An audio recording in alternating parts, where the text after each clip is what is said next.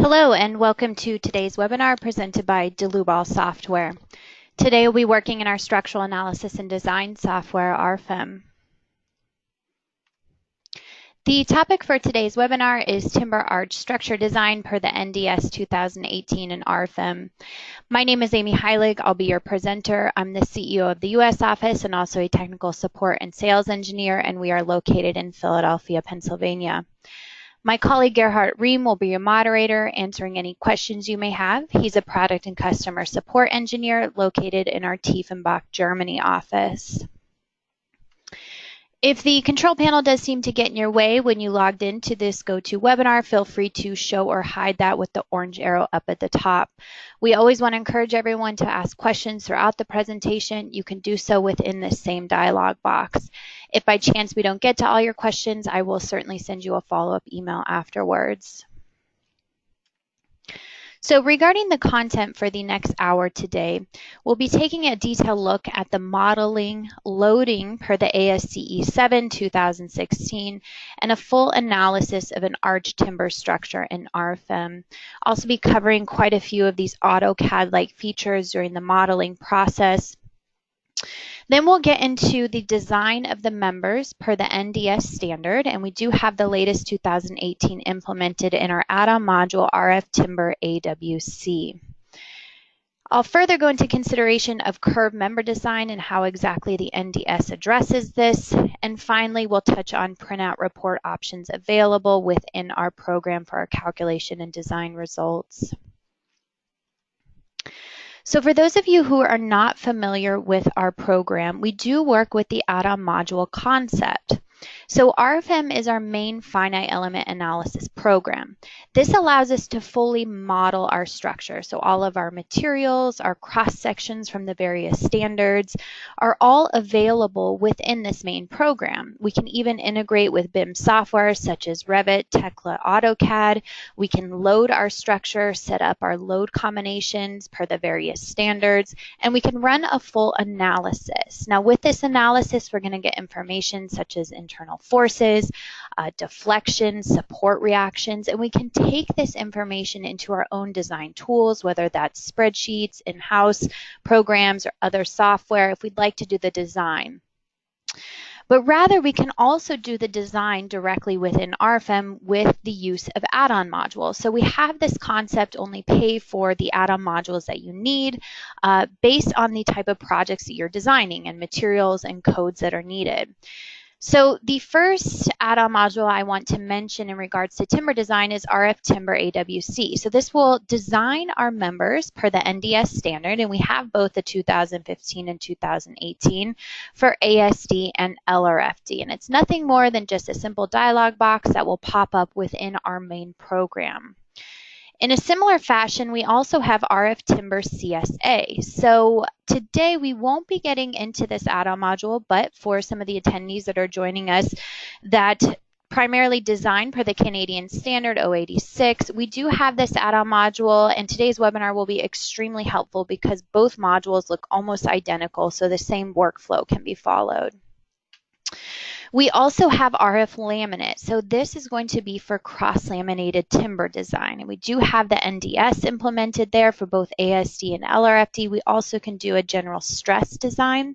This includes all of the manufacturers that we have for cross-laminated timber. And I did a previous webinar specific to this add-on module several months ago that you can find on our YouTube channel. We also have RF joints timber. So this is for timber member-to-member connection design with steel plates, including dowels, bolts, screws, nails.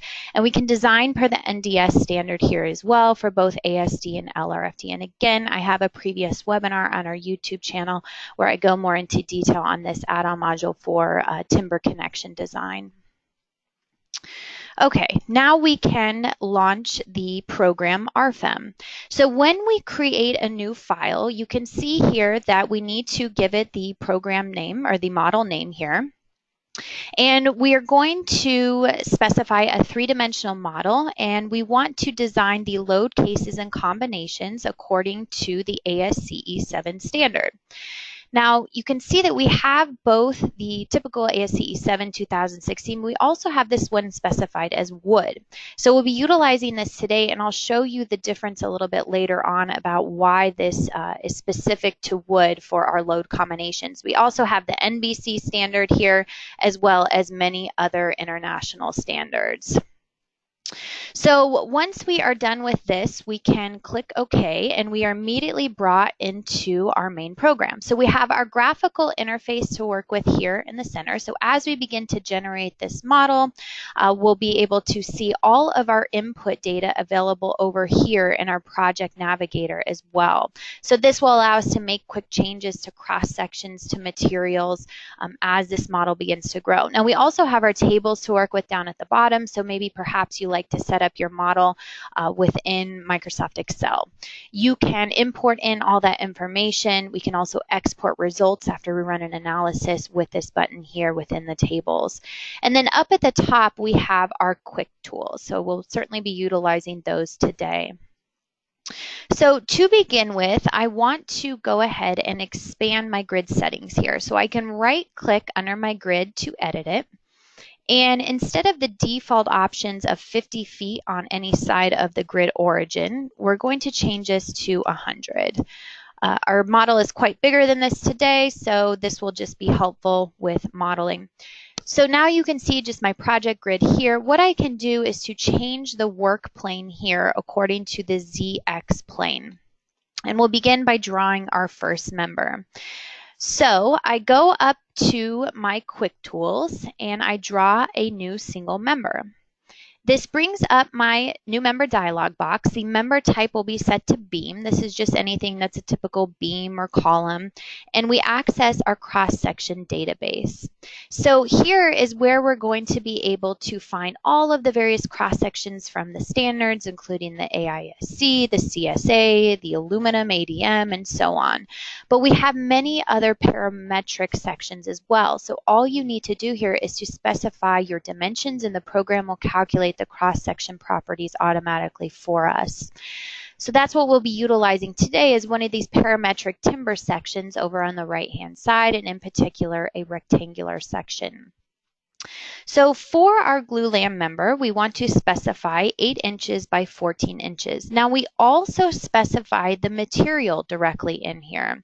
Now typically the default materials when you first launch a program are going to be steel and concrete. So we can always access our material database, and we can use our filters over on the left to filter to timber, to North America, and here you'll find both the AWC and the CSA. And furthermore, we filter to the NDS 2018, and we'll see pretty much every single material available from the NDS standard, which, as you can see, is a very long list.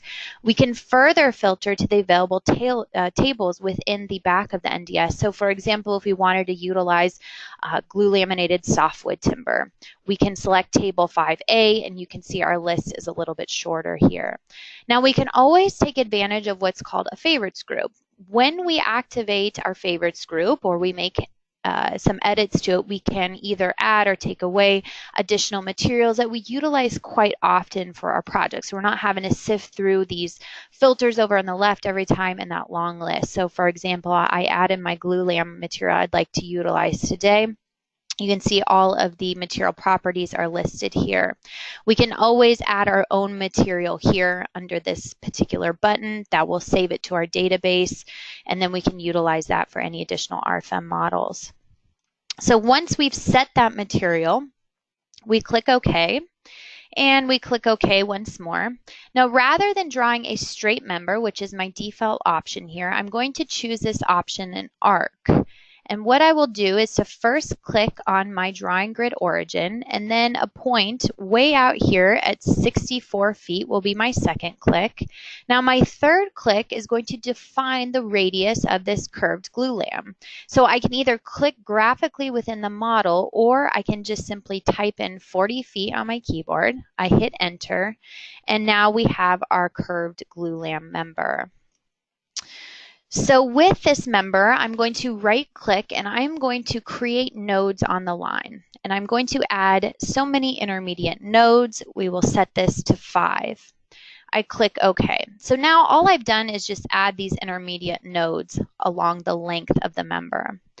I'm going to highlight everything here, including those nodes that I just generated, but take careful note, I'm not highlighting the two bottom nodes, and there is a specific reason for this. So I'm highlighting the member along with the nodes I just generated from right to left, and then we'll see everything selected, and I take advantage of my Move Copy tool. So I want to make 5 copies of this curved member, 16 feet in the Y direction. So with Move Copy, it's exactly as we'd think. But under these detail settings, what I can do is I can activate these options here to connect lines between the copied nodes. And even more so, I can assign a cross-section to those lines. So this is how I'm going to generate the purlins that connect these main rafter members. So I go in here to create a new template. And the member type here, I'm going to select as a truss member. So rather than a beam, I'm choosing the option truss. Now you'll notice that my member hinges are grayed out down at the bottom here. That's because we're assuming that you want a moment release, and we're only going to transfer shear and axial loads. So I access my cross-section library here to create my purlin member. We go back to the parametric section. And here is where I'm just going to type in 6 inches by 6 inches. I'm still going to utilize that material I've already defined within the model, but of course you can add in another material if you'd like here. So we make sure that we have this selected here, the 6 by 6. I click OK, and we click OK through these dialog boxes, back to our Move Copy, and looks like, sorry about that. It looks like some of these members here for my purlins didn't hold the 6 by 6 for whatever reason. If I double click them, highlight all of them just to edit, now we can select that 6 by 6. It's no problem. So to quickly make those changes here. Now, when I take a look at these smaller members that were generated, you'll notice that they're oriented in the vertical direction as we would expect. If we wanted to rotate these smaller purlins along the rotation of this curved glue lamp, we'd want to orient those and rotate them towards what's called a help node. So what I mean by this is if I go under my Views tab, and that would be here in my Project Navigator, I can select my members by a specific cross-section. And we will choose a rectangular 6 by 6. So now you can see everything else is grayed out within the model. I can't select it. And I'm going to activate here my grid. I'm going to move my grid origin with this button up here in the toolbar to the top of my curved member. When I do this, I'm going to select a new node. What I can do is to simply click on a point at -40 feet from my grid origin, and I've just generated a node down here. So this is the centroid here, the center of our arc. Remember, we gave it a radius of 40 feet. So now I highlight all of my purlin members, I double click, and we can actually rotate these towards a help node. So I can graphically select this node I just created, and I want to orient the z-axis, which is the downward axis, towards this new node. Now when I zoom in here, you can see that these smaller members are now rotating with my larger curved glue lamp arch. Okay, so the next thing we would like to do is to add in some lateral X bracing here. And what I'm going to do for this is to draw a new member in a similar fashion that we just saw, but the member type here is going to be a tension-only member. So what this means is that if this member has any compression forces, it's going to be completely taken out of the model. But in a subsequent iteration, because RFEM is a nonlinear analysis program, if tension is reintroduced into the member, it will be reactivated. We access our cross-section database here, and I'm going to choose the round bar. For the round bar, I just specify the diameter of 0.625 inches, and I choose my material. Now, for my material, perhaps I have some type of cable or rod. We can filter to metal. We can choose one of the steel materials here. We also have cables where maybe you add in your own cable material. Now for today, we'll just utilize the steel A36 that I already had predefined here, and we'll go with that. Again, these member hinges are grayed out. A tension only member is going to have, of course, a moment release and really only take those axial forces. So I click OK, and I'm going to turn this into a wireframe view just so it's a little bit easier to snap to the various node points. And I start by drawing my first X bracing in this single bay here. I make my second X bracing, snapping to the various points, and you can see the program is detecting where these nodes occur and giving me the snap locations. So once I've done this on one side, I'm going to take advantage of our mirror tool. So I hold down my control key to select my first set of X bracing.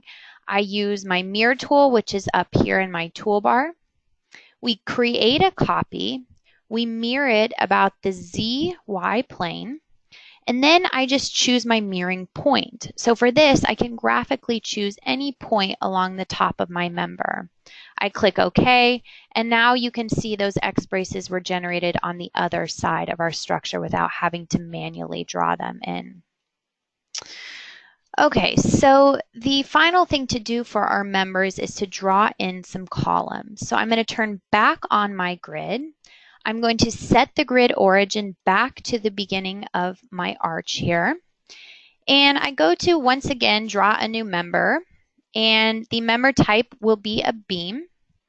I access my cross-section database. And once again, the rectangular parametric section, and we'll choose a pretty slender member, 5 by 5. We'll utilize the same material, that's fine. I click OK. Now the member hinge, I want the member start to be fully fixed, but at the member end, I actually do want to release the moment. So we define a new member hinge at the member end, and you can see here our 6 degrees of freedom, 3 degrees in translation, 3 degrees in rotation. The program automatically assumes we'd like to release the moment, which we're doing so about the local Y and Z axes. Now we do have partial fixity here for spring constants. This would mean you don't have something fully fixed, not something fully released, but something in between. And finally, we do have nonlinear options. So if you'd like to define partial activity, maybe tearing, yielding, and so on, that's all possible. But of course, for our structure today, there's no need for that. So we just want a simple moment and release, and I click OK. So the first column is pretty easy. I can scroll down here to the bottom of my structure and snap up to that point at the crown. The other two, though, are a little bit more difficult to determine. So what I want to do is to snap at a point 16 feet over, but you'll notice the program can't detect here where exactly I'm crossing that curved glue lam arch. So I'll just stop a little bit short there. That's no problem because I'm going to do so on the other side. And here I'm going to highlight these two members by holding down my control key. I double click, and actually, let me try that again. I right click, and under member, we have the option here to extend the member. And it's exactly as it sounds. We can extend the member J end to the next member or line. So the program will detect when it crosses that arch curve. I click OK, and now you can see the program automatically snaps those columns to that curved member. So I need to do the same thing on the rear side of my structure. So I hold down my control key to select those 3 columns. Now, a quick move copy approach here without going into that specific tool is to hold down my control key on my keyboard. I highlight the elements that I want to move, and I take advantage of what's called drag and drop. So by holding on to holding down the control key and moving that to a different location, it will make a copy, and now we can snap those columns to the back side of our structure as well. The other thing to notice is that the program did go ahead and break apart some of these members here, but other places it's not broken apart for these larger curved glue lambs. So I'm going to use this feature here, connect lines or members. And I'm going to highlight over everything on the right side of my structure other than my X braces. I'm also going to do the same thing on the left-hand side, avoiding those X braces. And let me make sure that I went ahead and did that correctly. And what you'll notice now is that I have broken apart all of these smaller segments. And you might be thinking, well, this doesn't seem very efficient because I actually want to design this as one continuous member. But in the program, we fully anticipate for this to happen. So we've created a feature called sets of members. So what I'm going to do is I'm going to activate here under my Views tab, my view of just my larger 8x14 members. So you can see only those main rafters are available here. I highlight all of them at once. I can right click, and under member, we have the ability to create sets of members.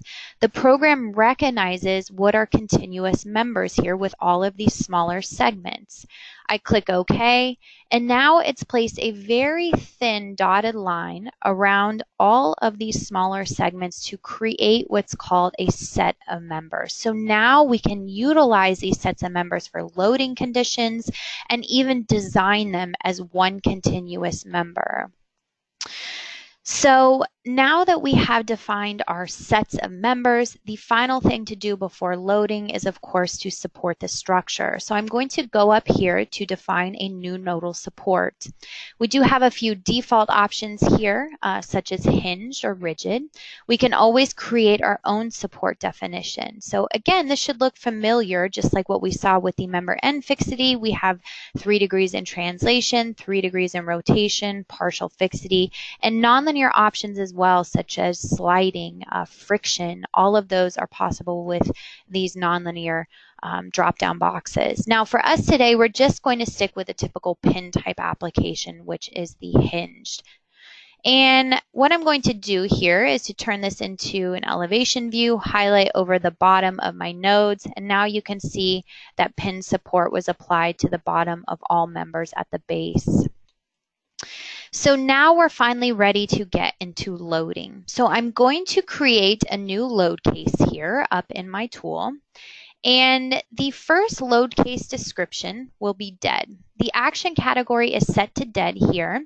And the action category is important. This relates to the ASCE 7 load combination so that the program knows which load factors to apply to which load cases. So we'll leave this one as dead. You'll notice self-weight is automatically activated here for this particular case. So we'll leave that active. Now here is the difference of why we selected the ASCE 7 wood load combinations. We can set the load duration factor, or the load duration, which will apply a load duration factor later on in the add-on module for design per the NDS. Now this isn't totally necessary. It's just a helpful addition within the program. So even if you didn't have these options here, you were designing per some other standard, it's no problem. Later on, we can address the load duration factors. Now for our second load case, we are going to choose the option snow balanced. So I type that in, and the action category here will be set to snow.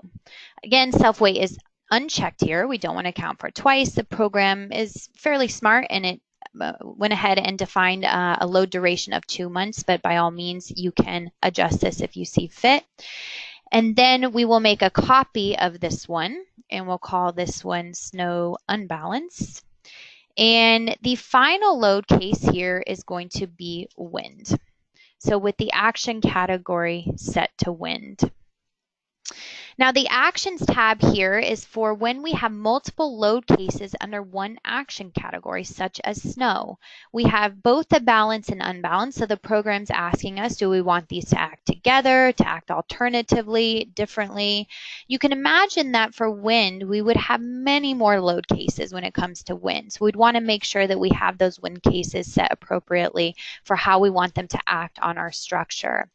The combination expressions, the program will generate both the LRFD load combinations and the ASD load combinations, but most importantly, under the load combinations tab, we can see those individually listed out here. So here are LRFD load combinations denoted by this orange color, and our ASD load combinations denoted by the red color. Finally, the results combination tab is going to give us our envelope solution for all of our LRFD load combinations, and then we have an envelope solution for our ASD load combinations.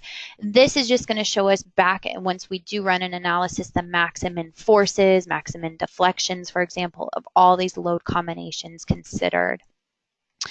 So now that we have defined these different load cases and combinations, you can see them in our drop-down box, but we actually need to apply the loads to the structure.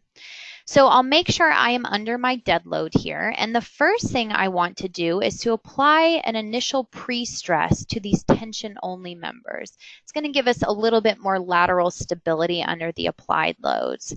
So those members are highlighted, and I go into a new member load. So we don't necessarily have to define a force here for a member load, but in this particular instance, we're going to define an initial pre-stress. Now the program automatically understands that this should be along the member's axial length, and for a tension load, this will be a positive 0.6 kips. And I click OK. So now we can graphically see that tension load applied to those X-brace members, and you can see here that I neglected to highlight these two members here. That's not a problem. We go back into the member load. The program remembers all of our settings from the last input, and then we can add in that additional load there. So we also want to apply some loads to our rafters here, and for this I'm going to reactivate only those curved glue lambs. So now everything else is grayed out within the model. I go to my new member load, and this time, instead of applying to members, we apply to sets of members. So remember, we generated those continuous sets of members, so we can also utilize them with loading. We change the load type to force in the global Z direction, and we apply a magnitude of negative 0.1 kips per foot. I click OK, and then I can highlight over my center arch glue lambs here. Now, as far as the two outer glue lamb members, I go back to my member load, and I just simply cut this magnitude in half because we don't have as high of a tributary area. So now this will apply 0.05 kips per feet. So that's all we need to do for our dead load case. Now, when it comes to snow loads, it's really not so simple, as we know according to the ASCE 7. The code calls for us to consider both balanced and unbalanced snow loading for curved roofs according to figure 7.4-2. And in our particular case today, we'll be looking at case 3, where the slope of our eaves are greater than 70%. So this little figure here shows us the loading that we should be applying to our curved roof based on these particular points here of our roof slope, including 70 degrees, 30 degrees. We need to know what our crown is, which is obviously the top of that curved glue lamb. So some geometry needs to be used here to determine these various points. In addition, we then take a look at the roof slope factor, C sub S, from figure 7.4-1. And finally, the missing entity here to determine the load is the ground snow load. Now, the ground snow load is found within our ASCE 7 maps, as we all know, within the standard. But I did want to point out something that we recently added to our website, and this is called the GeoZone tool.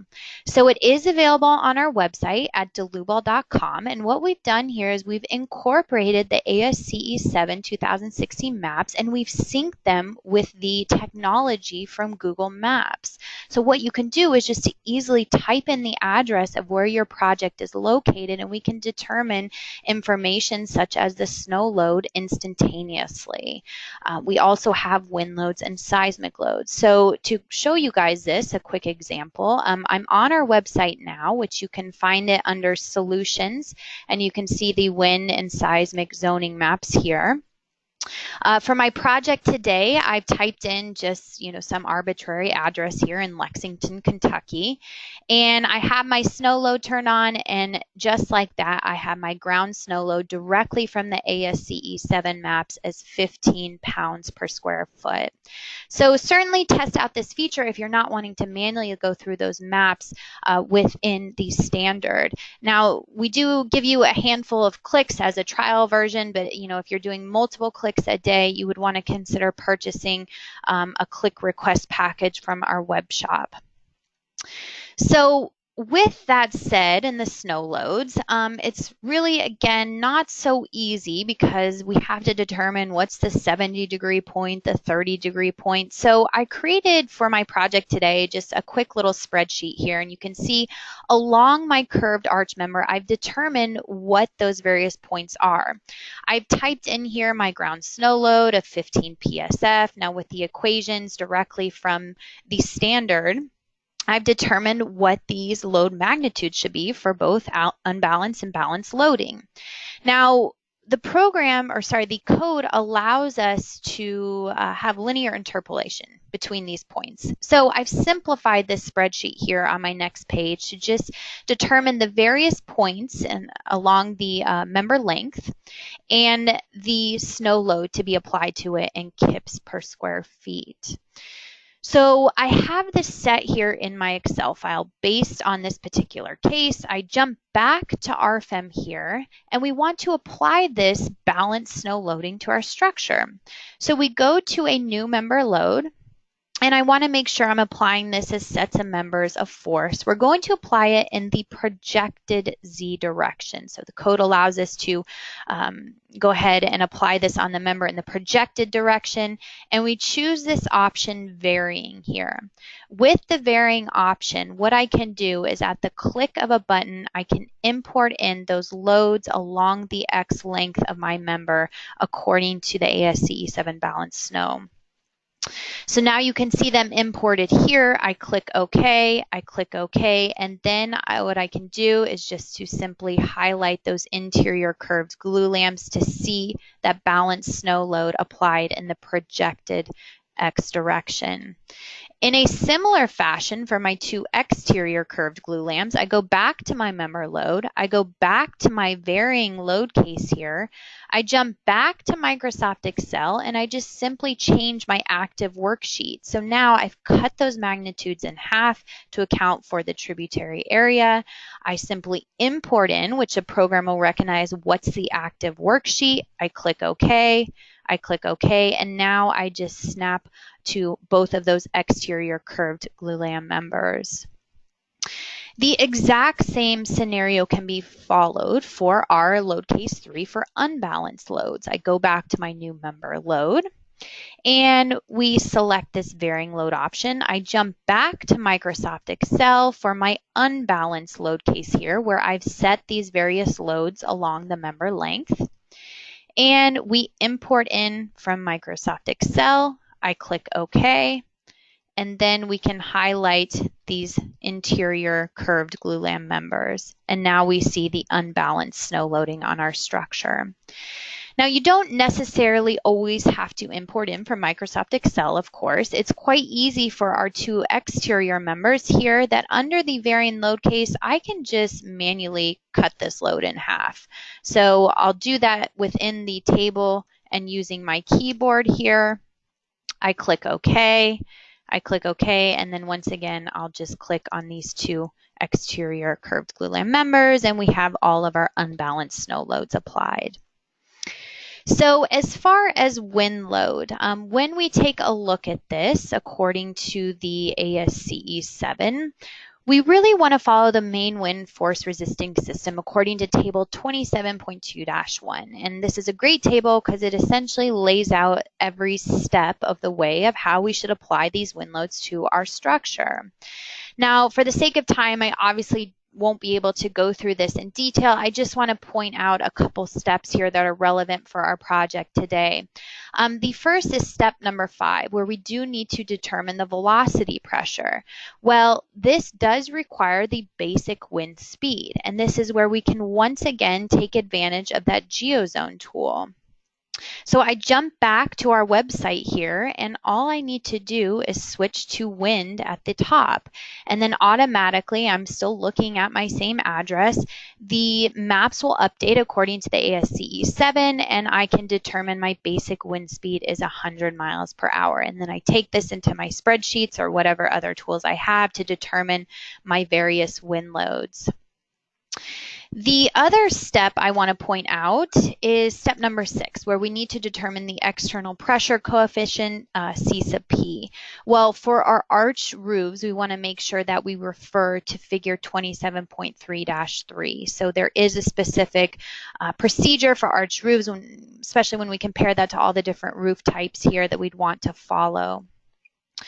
So again, I didn't have time to go through all of this for our presentation today, but I just created a single case here for our wind load that will apply to our structure within Microsoft Excel. So in a very similar fashion, we go back to the member load, and you'll notice that I'm in load case number 4 here for my wind.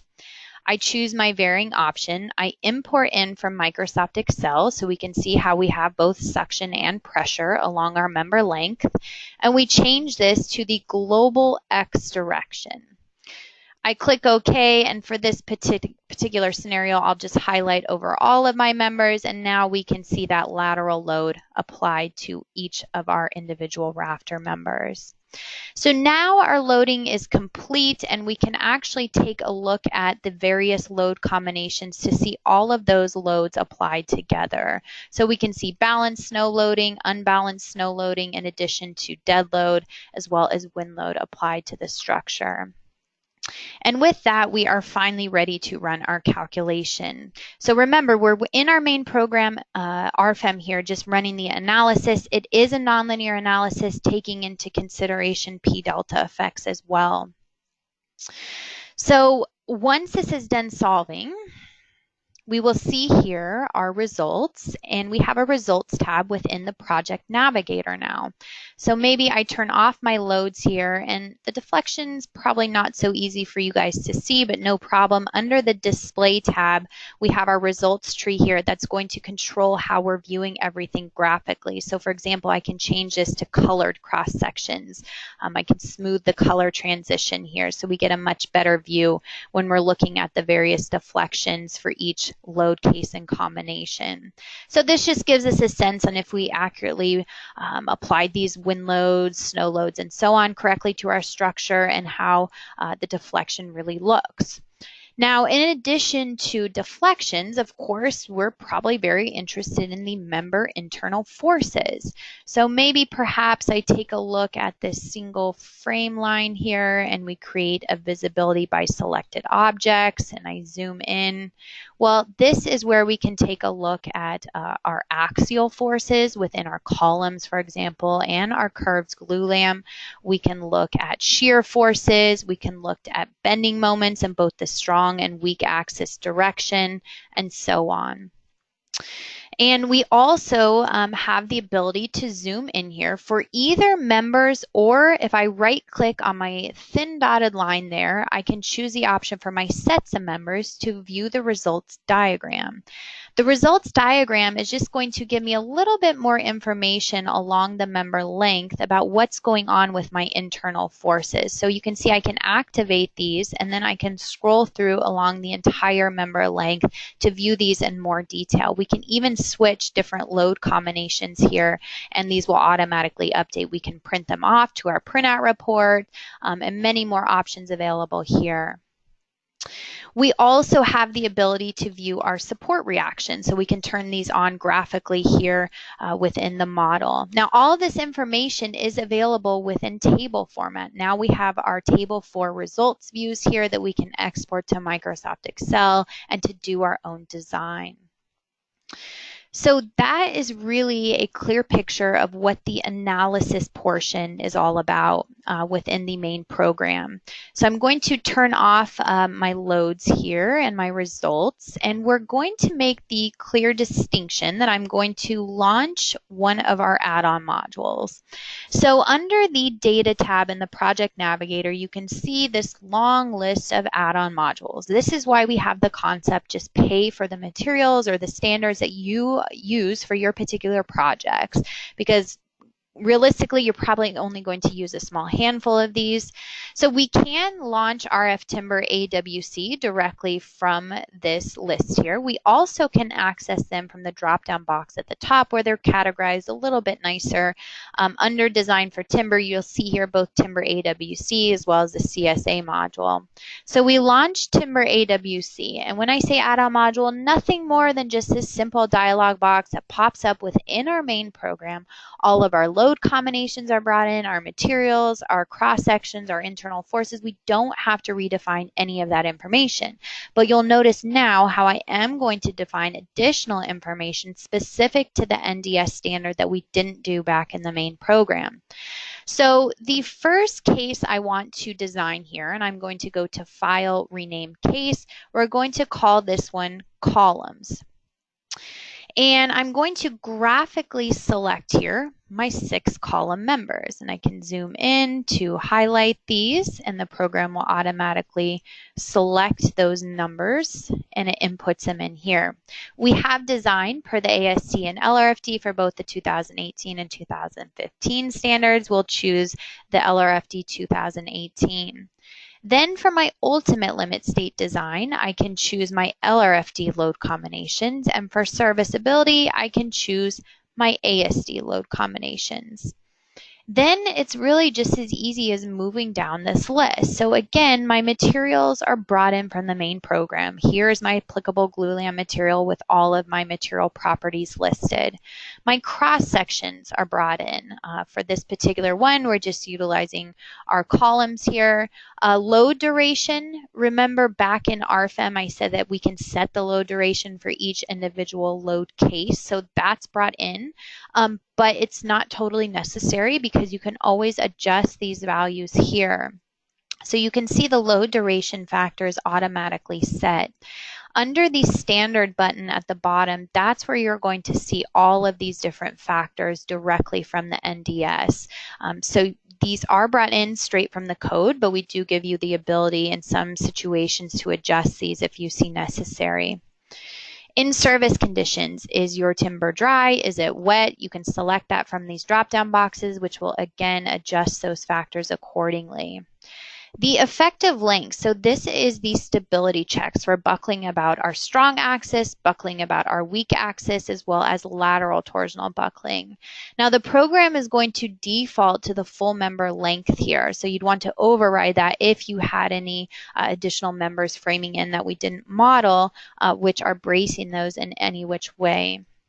So we'll leave these all as the default settings here.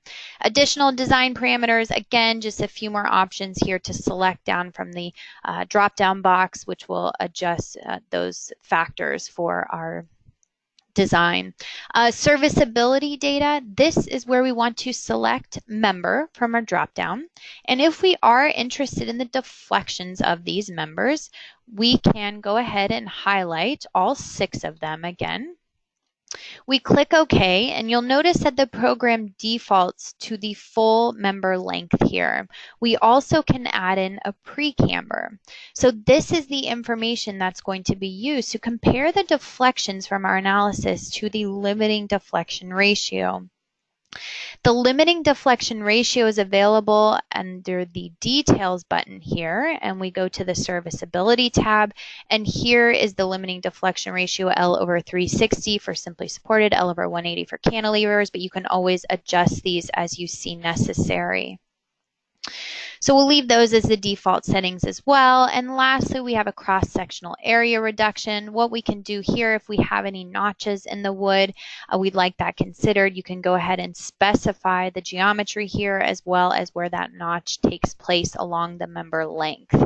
But for today, we don't have any of that applicable for our model. So we run the calculation, it solves within a split second because we already have those internal forces from the main program. All I'm doing is bringing them into this add-on module and applying the NDS equations to those particular internal forces, and the program will let me know if I'm either passing or failing. So we can view design by load case, design by cross-section, which we only have one cross-section for our columns, or design by member. Within these tables, what's nice is that as I scroll through them, everything's synced up in the background to RFEM. And that big red arrow is showing me exactly where the controlling internal force is for that particular check. So we can see all this information listed here. In addition to that, you're going to see all of those adjustment factors that we set at the beginning of the input data here, all listed along with any other code references that were applicable for this particular check within the NDS. We also have all of the variables listed here, and finally the design equations are given again with NDS code references, so certainly not a black box application. We're trying to give you as much information as possible so you understand exactly where this code check came from. So you can export all of this information directly to Microsoft Excel, and we also can view it graphically. So if we're interested in viewing the design ratio, we just click the graphics and we're back in RFEM, but we're technically still within this add-on module, and I can see that from my drop-down box at the top. I'm just viewing my code checks for both ultimate or serviceability limit state graphically within the structure here. So just a nice visual representation.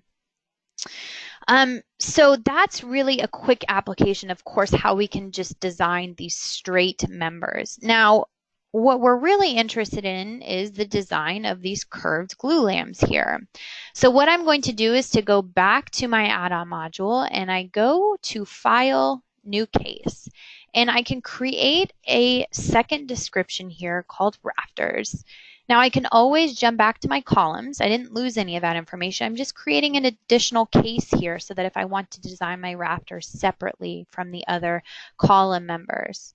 So what I'm going to do here is to clear out the selection box, and instead I'm going to design all of my sets of members. Remember, we only have 6 sets of members defined within our model, so those are listed here. Now, realistically, this is the exact same procedure that we just saw for our column design. We move our LRFD load combinations for our ultimate limit state, and we move over our ASCE load combinations for serviceability. And again, we're just moving down this list here. Now, there are a few key differences now for curved members when we compare that to straight member design, which I'd like to point out. So materials, nothing new here. Cross sections, same concept. We're just bringing in those cross sections. Load duration. We have added a column here for loading condition for the radial stress design. So you want to check this, which I'll get into radial stress design in just a minute, but to make sure that this is set to the correct type of loading condition for our curved members. In-service condition, nothing new here. The effective links, we cannot check stability here of these curved members.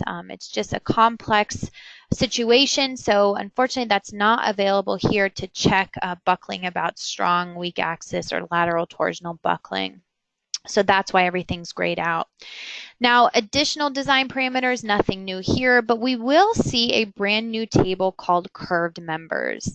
And what we have listed here are the thickness of our laminate layers, which is set to 1.5 inches, but you can of course override these.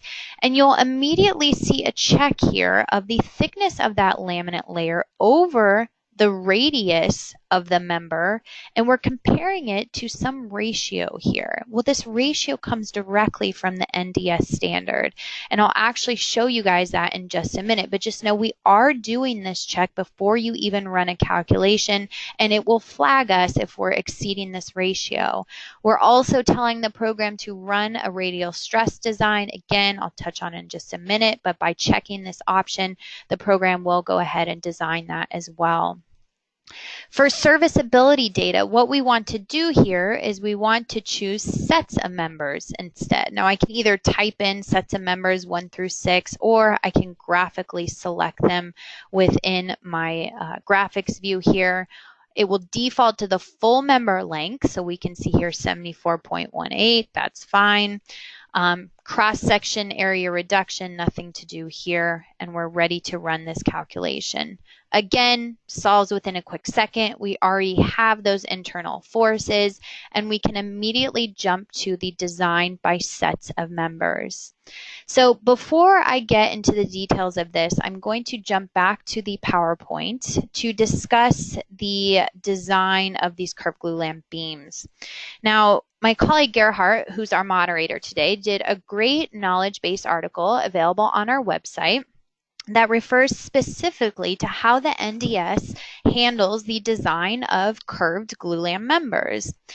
And there are a few key points that I want to discuss here within our presentation today.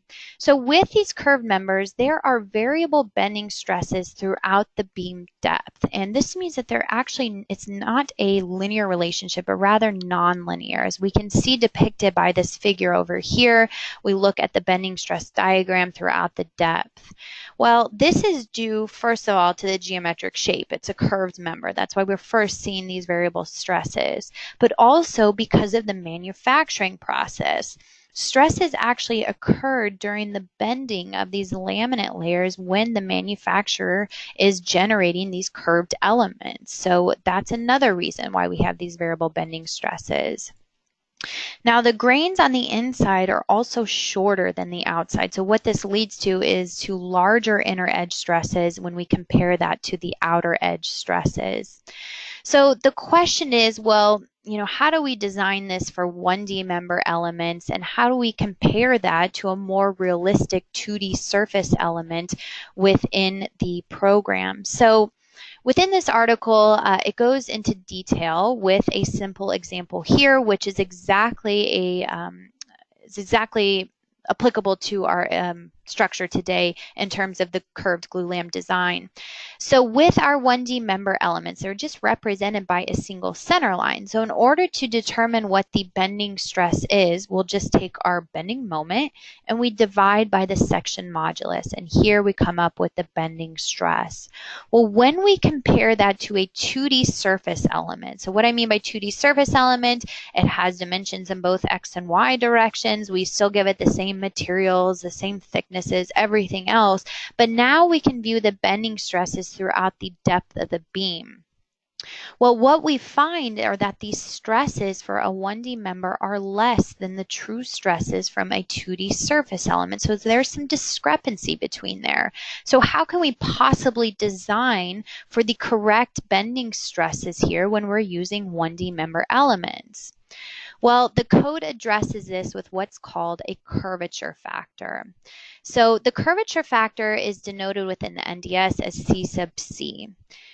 Within table 5.3.1, we can see here the adjusted bending design value equation given, and this utilizes several adjustment factors, with one of them being the curvature factor at the end here. The curvature factor is calculated according to equation 5.3-3, and we can see that given equation here. So we will take into consideration this curvature factor within the add-on module RF Timber AWC, and we will see this listed in our results here. So this is going to accurately account for the increase of that bending stress for 1D member elements. Now, there are some limitations within the NDS where we do need to limit the thickness of our laminate layer to the ratio or to the radius of our member as well. 1/100 for hardwoods and southern pine, 1/125 for other softwoods. So this is what I was telling you, that we'll actually check this ratio before we even run a calculation within the add-on module. So that's what those ratio checks were all about before we ran the calculation that I pointed out with our curved member. So both will be accounted for. Now, the other consideration is radial stress, which is F sub R, which is induced by bending moment of our curved members. Well, when we have an increase in the radius caused by a positive bending moment, which we can see in this first set of pictures up top, we will have an increase in the tensile stress perpendicular to the grain. And what this can eventually lead to, if they're too high, is cracking within our glulam member, which is of course never a good thing. In turn, if we have a decrease in the radius, which is caused by a negative bending moment, we can see by the series of pictures at the bottom, then we have an increase in our compression stress perpendicular to the grain. Again, if these stresses are too large, then they lead to cracking and the compression stress as well. So what we need to do is to account for these radial stresses by running a design. Now the problem is that radial stress cannot be detected with a 1D element. So we encounter the exact same problem that we saw with the curvature factor. So therefore we must consider it analytically from section 5.413 within the code. And what this tells us to do is to check both the tension and compression stresses with the given equation here. So you can see that we're utilizing the moment, the dimensions of the beam, the radius of the member, and we're going to make sure that they are less than or equal to the design radial tension value. And again, this is given to us within the standard. If we are exceeding this and this is a problem, it can lead to cracking. So we are going to do this check for the analytical approach from the NDS. Now, when we compare this again to a 2D surface within the program, and we use the exact same materials, but again, we use a surface with 2 dimensions in X and Y. What we find is that this radial stress is almost identical to the analytical procedure. So that's obviously a good sign that the NDS found a good approach to accurately account for this, and we can view that and compare that within RFEM by creating a 2D surface model and see it matches up quite well with our results from RF Timber AWC. Okay, so going back to the RFEM model there, all I want to point out here is that if we look at our results by sets of members, we're viewing the strength and bending. We can expand the adjustment factors here, and here is our curvature factor that I mentioned, so referencing section 538 from the standard. We're also checking the radial tension perpendicular to the grain, again with all those code references given directly from the NDS standard listed here, and we'll also check radial compression perpendicular to the grain. So everything that we just covered in the PowerPoint is also addressed here for curved glulam members within this add-on module.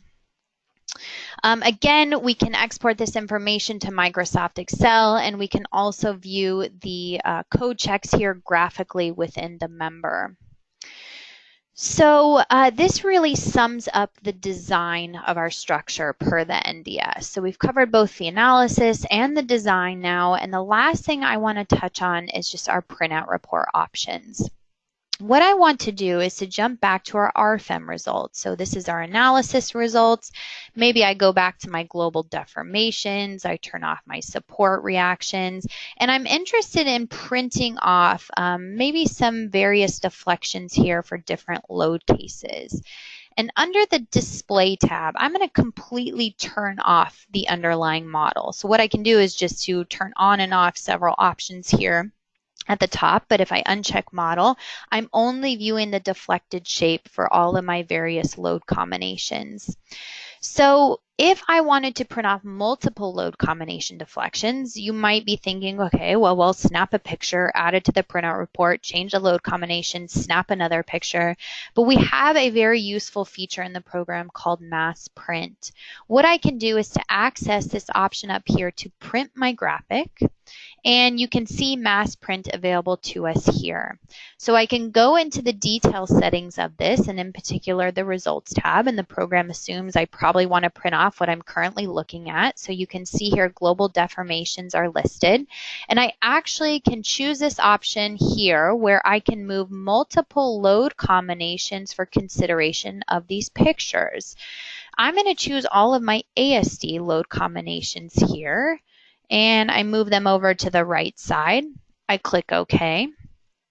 So now I click OK through these dialog boxes. The program creates these pictures and it says, well, wait a minute, you don't have a printout report quite yet. So do you want to create one now? And we can choose one of these printout report templates by default. And so we'll just choose this first one. And what will happen is a completely separate application will open up for our printout report. And in particular, we just generated all of these various deformation pictures for our ASD load combinations. So we'll see them listed immediately here. The program jumps us to those particular deflections. So let me zoom in here.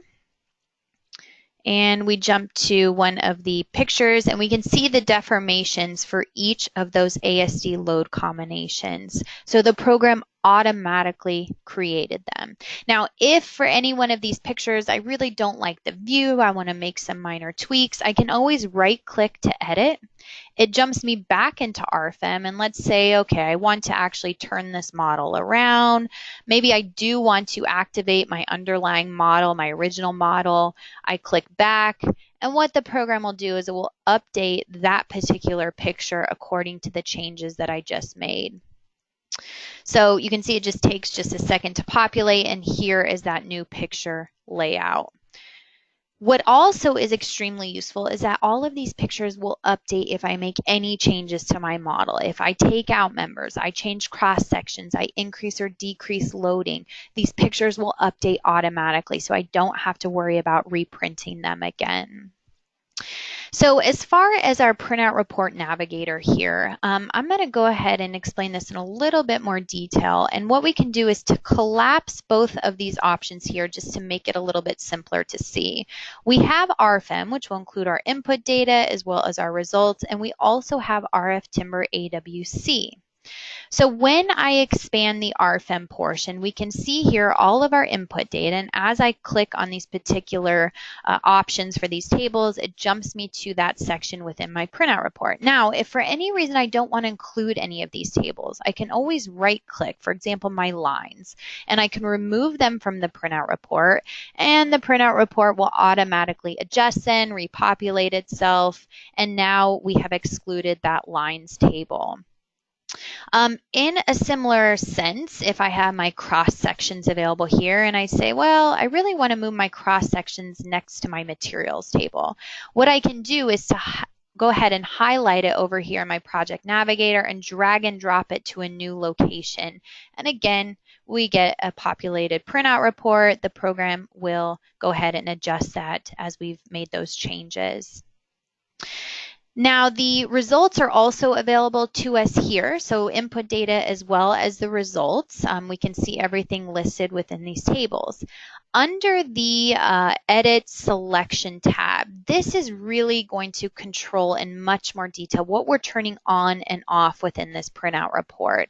This includes our results as well, so maybe we don't necessarily want to include all members, maybe we don't want to include all load cases and combinations. Everything you can control here with this selection.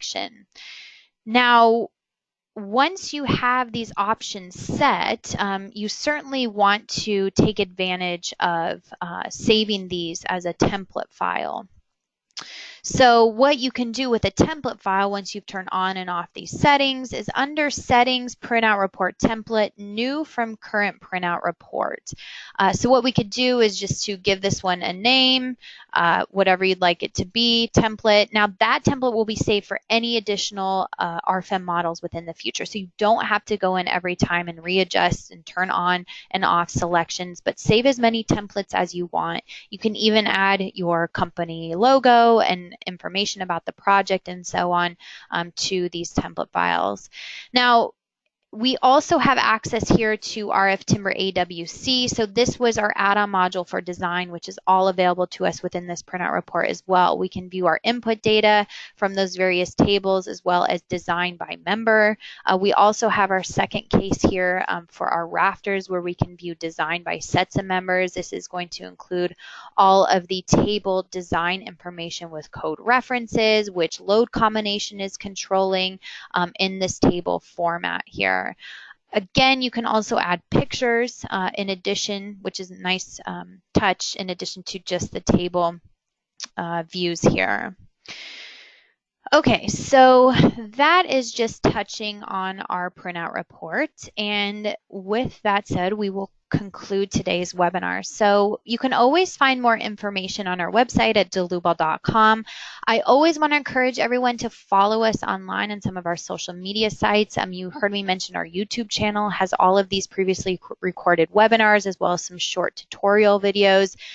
You can find there. We also have the other social media sites which just keep you informed of events and conferences, different articles that we posted to our website and such.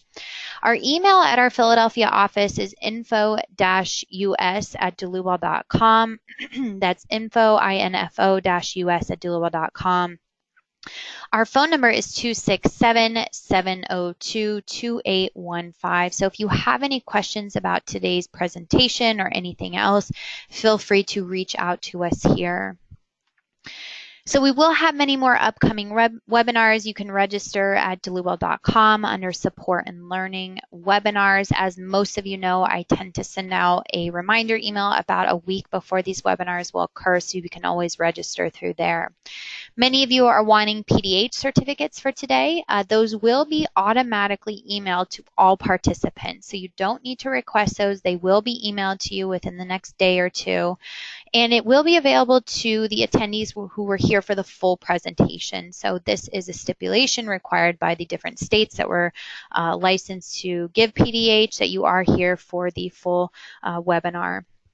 If there were additional attendees that did watch the webinar today that maybe didn't individually register, you will need to request your PDH by sending us an email to info-us@Dlubal.com. So again, if you watched with a colleague who registered, but you yourself are not registered and you're wanting a PDH, please request this at the info-us@Dlubal.com email. And with that said, I want to thank everyone for attending today. And as always, I hope to see you at our next webinar. Thank you.